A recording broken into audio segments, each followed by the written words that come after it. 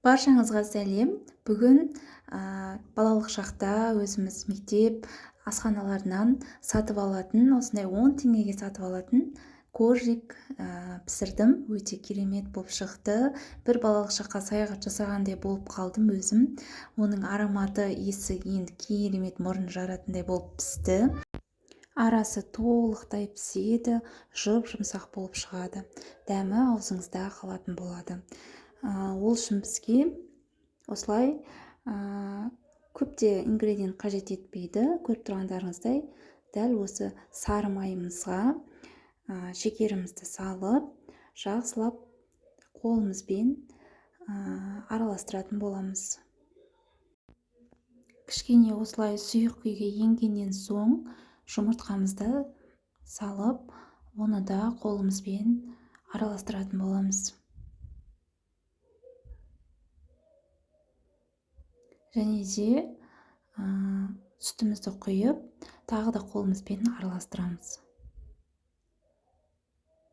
Не үшін қолмен араластырып жатырық? Себебі нежный, өте жұмсақ қамыр илеу үшін қолдың көмегі керемет болады.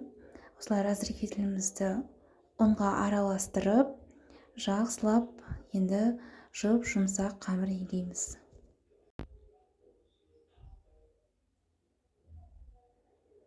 Осылай бірдей масса шыққанша илеуін осылай илеп алатын боламыз, қандырғанша. Міне, дәл осындай қамыр болып шығады. Енді мұны 30 минутқа холодильникке салып шығамыз. Холодильниктен алдым, кішкене тұрғыздым. Енді оны қатты қалың емес, қатты жұқа емес, орташа қамырдың размерінде жайып алатын боламыз. Қатты жұқа болып кетпесін, кішкене ғана жайыңқырасаңыздар болады. Және де мен осындай ыдысымды пайдаландым. Сіздер коржиктің формасы үйлеріңізде бар болса, сонымен істесеңіздер тіптен жақсы. Дәл осылай барлығын бөліктерге бөліп шығатын боламыз.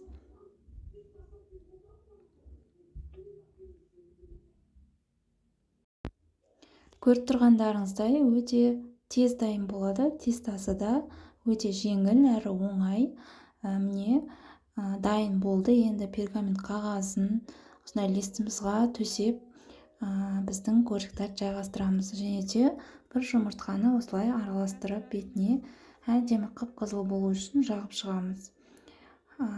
Жағып шыққаннан кейін сән үшін мен вилканы қолдандым. Үстінен вилканы сән үшін узор жасасаңыздар, әдемі болып шығады. Егер қаламасаңыздар, дәл осы күйде қалдырсаңыздар да болады, қажет емес. Және де 180-200 градуста 20 минутта пісіріп аласыздар. Міне, менің коржиктарым дайын болды. Дәмі керемет. Сіздерге ұнаған болса, маған тіркеліп, лайк, комментарий білдіріп, мені қолдап кетіңіздер.